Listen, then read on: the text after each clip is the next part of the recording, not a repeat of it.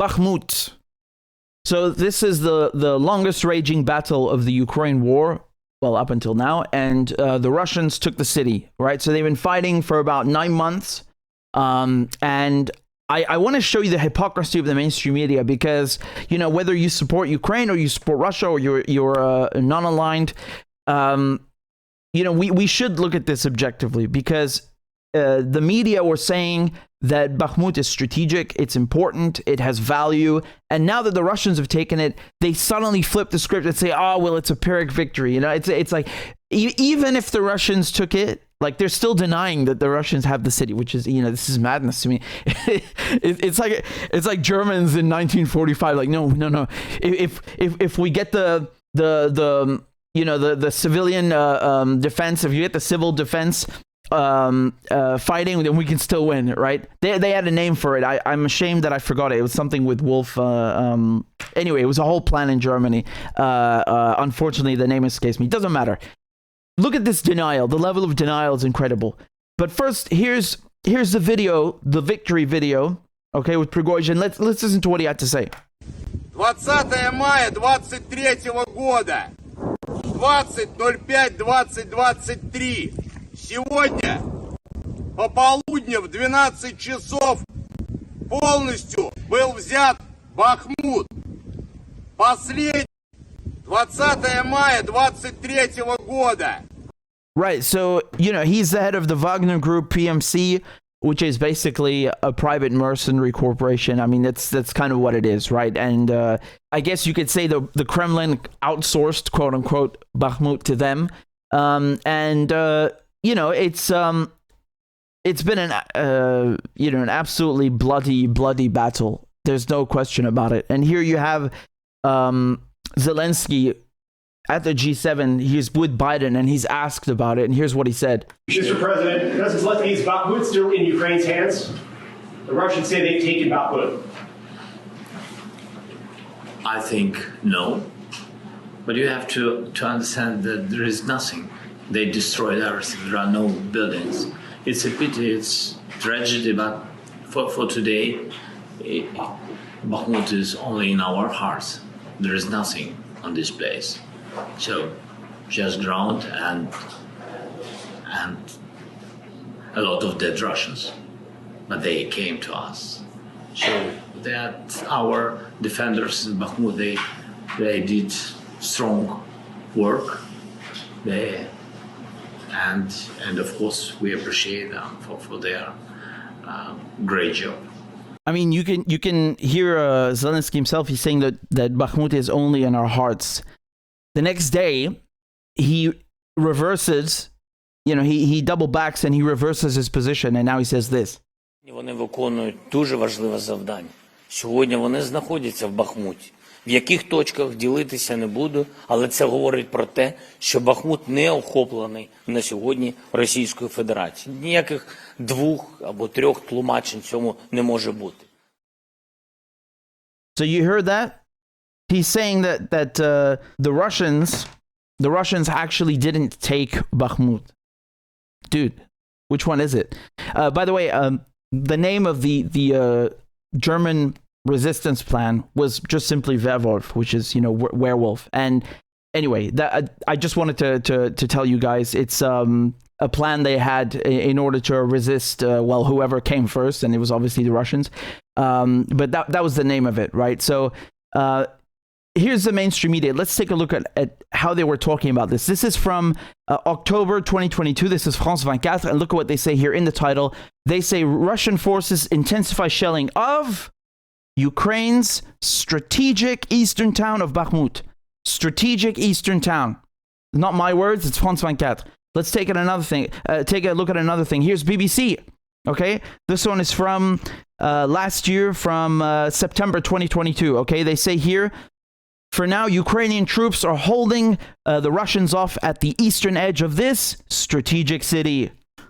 You see this word, strategic? It appears multiple times in every outlet you can think of. Here, let's take a look at Reuters. This one is from October 2022. Ukrainian troops are still holding what are they holding? Say it with me. The strategic eastern Ukrainian town of Bakhmut. Okay, you get the idea? Here we have, this is from the Kiev Independent, okay? And this was published on December 13th, 2022. They say here that Bakhmut is a key Ukrainian stronghold. You see it in yellow? A key Ukrainian stronghold on the Donbass. Now that the Russians have taken it, now that the Russians have won the longest raging battle of the Ukraine war up until this point, suddenly Bakhmut is no longer strategic. This is an article from the BBC just published on Sunday, and they said, so the exact date is May 23rd. Analysts say the city of Bakhmut is of little strategic value to Moscow. Little strategic value. But its capture would be a symbolic victory for Russia after the longest battle of the war in Ukraine so far. Let's look at Sky News. Now, Sky News, this is 21st of May, they say that the small coal mining town is of no strategic value. That's funny, right? No strategic value. Here's CNN. For months, Ukrainian commanders in charge of troops on the ground and the troops themselves have scratched their heads over why Russia was prepared to invest so much material and spend so many Russian lives on trying to capture a town that has no obvious tactical, let alone strategic value. It's funny, man. It's funny, you know? So, do you see how the mainstream media operates in the West? This is how our media operate. They tell you that one thing is strategic, and then the moment the Russians have it, oh, it's not strategic, it's garbage, it's meaningless. You know, the Russians are so stupid. Look at these idiot Russians that have, you know, spent tens of thousands of men trying to take a city. And they don't tell you, of course, the Ukrainian losses, which are just as bad, right? So I really, honestly, if you look at it from a human point of view, from the lives of these people, nobody won. It's neither the Russians or the Ukrainians. Only people losing. Okay, and people being lost, but it's only those two countries losing. Okay, if you look at it from a human point of view, it's sad. It's really sad. The reason Bakhmut is strategic, and the mainstream media would have gladly told you this a few months ago, is because it lies in the Donbass, and so the Russians, you know, if they want to control or demilitarize, whatever words you want to use, if they want to have control of eastern Ukraine, and specifically we're talking about Donbass region, they have to take Bakhmut. It's literally in the region. They have to take it. The other reason is that you have other towns just near, you know, just in the vicinity, and having Bakhmut would make it easier to, you know, capture the next towns. I mean, it's basic warfare, right? But Bakhmut specifically, as I said, it's at a crossroads. You have to take it in order to advance. And if you're the Ukrainians, you have to take it to push back the Russians. It is strategic. It always has been, and they both know it. That's why both the Ukrainians and the Russians have spent tens of thousands of men trying to take the city. Period. Now, let me show you this clip again. This is from the the Pentagon saying the same garbage, right? Oh, it's not strategic. Okay, let's take a look. Dynamic. I will say that even if Russia has taken ground in Bakhmut, we do not assess that it is a strategic gain, and that Russian forces have paid an incredibly high price in terms of lives and capability. Meanwhile, our assessment is that Ukraine's defenses in the areas surrounding Bakhmut remain very strong. Okay. Here's the biggest tit. I mean, this video, man, I swear to God, I could not believe this. It's so funny. You know, because I love you guys, I have to, you know, dive in and delve through all of this mainstream media crap and watch a lot of crap. And this video was published 3 days ago. 3 days ago. So they were acting like, oh, the Russians are so dumb. The Russians set up a trap in Bakhmut and they fell into their own trap. The short answer is no. Oh my God. Thank you for this magnificent analysis. What will we do without the British establishment media? Oh, you've saved us. So far, so what a stupid reason for Russia killing so many of its own people. But what about Ukraine? They've not taken anything like the same number of casualties, but Bakhmut has hurt Kyiv too. Why have they chosen to fight? Where Russia saw the battle as one of symbolism, refusing to go backwards even if it made tactical sense. Ukraine saw it as a chance to make the odds better, i.e. to make the relative strengths of the two sides more equal. They fought to bleed Russia as much as they could for as long as Moscow was willing to allow it.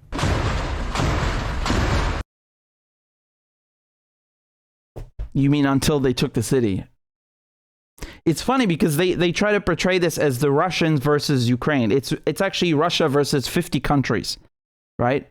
So you can't sit here and analyze a battle and then leave out the belligerents and act like Ukraine is in a vacuum by itself, arming itself, producing its own weapons, and period, that's it.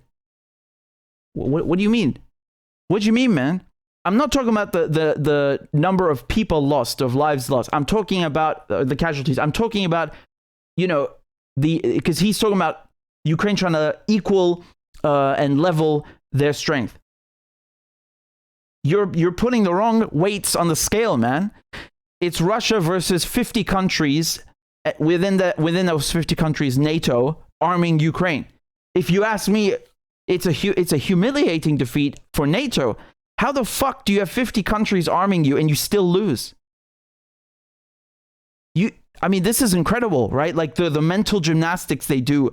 First of all, Bakhmut was strategic, but then when the Russians took it, it wasn't strategic. And even when they did take it, it's a pyrrhic victory. And Ukraine lost no lives. They lost zero casualties, some casualties, but nowhere near the Russian amount. I promise you, according to the White House, right? Which is the go-to source.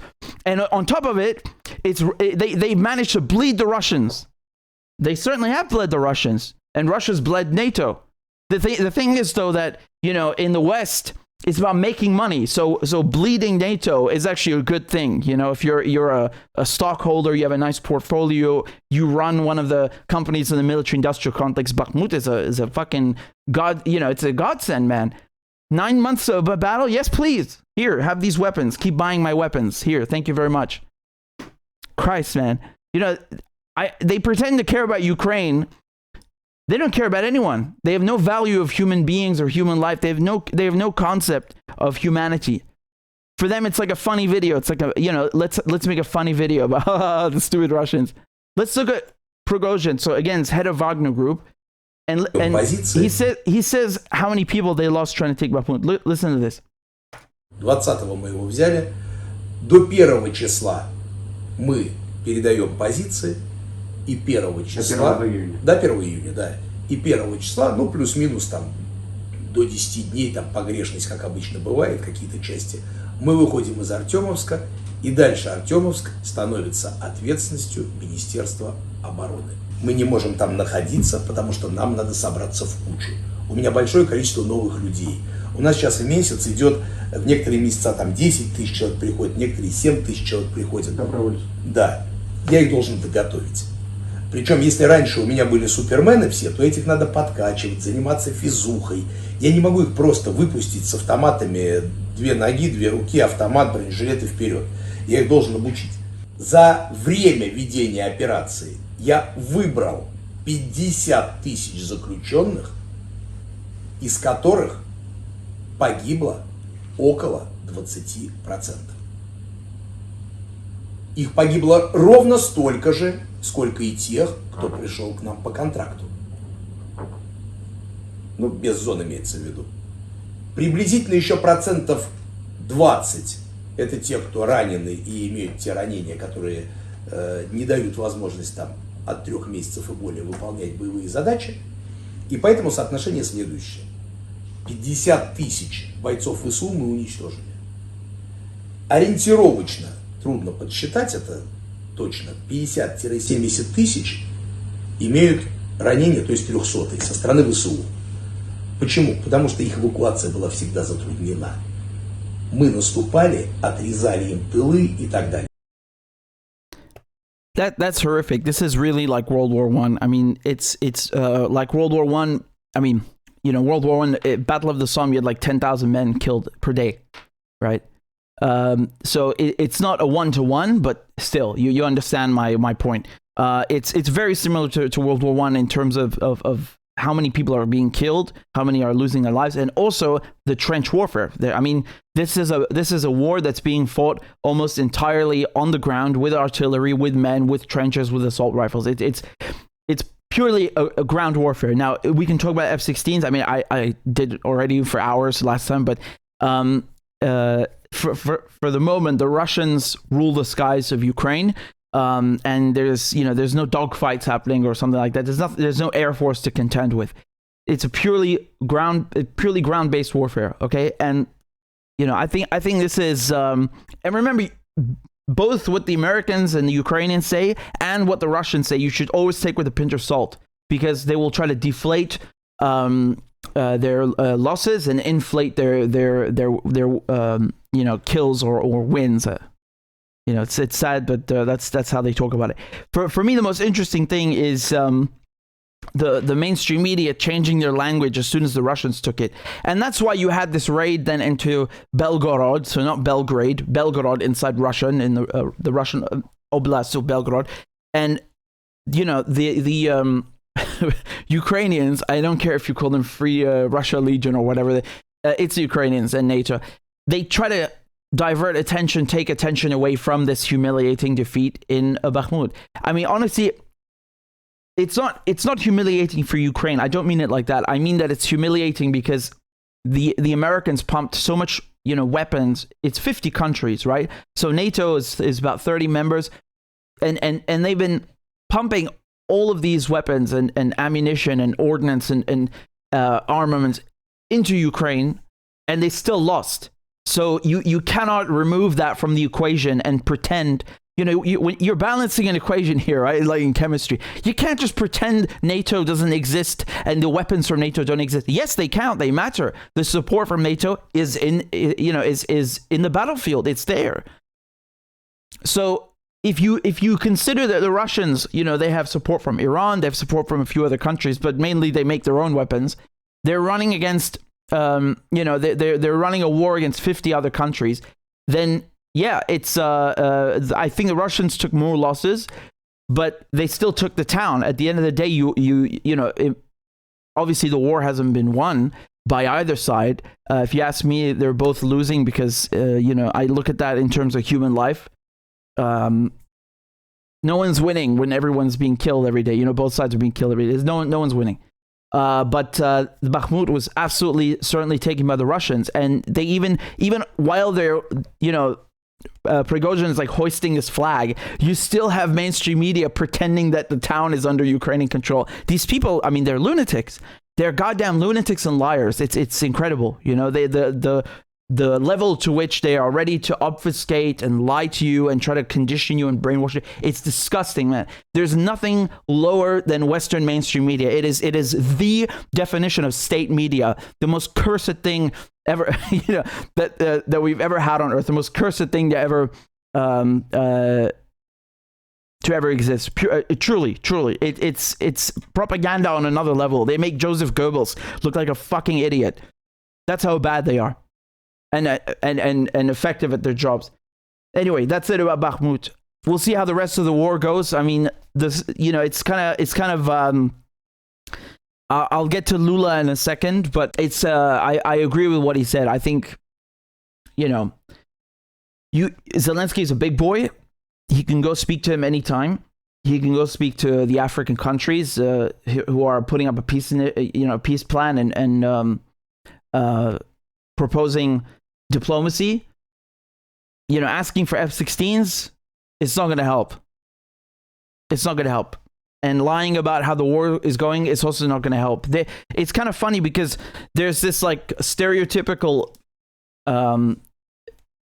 vision that exists in the West that makes fun of how Russians are, supposedly brainwashed and they have a totalitarian system and state media, and it's like one narrative, and they make the same joke about North Korea and so on. It's absolutely racist and xenophobic and ignorant, but there is this stereotype, right? And my point here is that the stereotype that they spread about the Russians it's actually projection, because the totalitarian state is in the West. Okay, that's a structure that exists in the West. The state media, we have that in the West. Everything that they make fun of the Russians, everything they say about the Russians, it's projection. It's projection.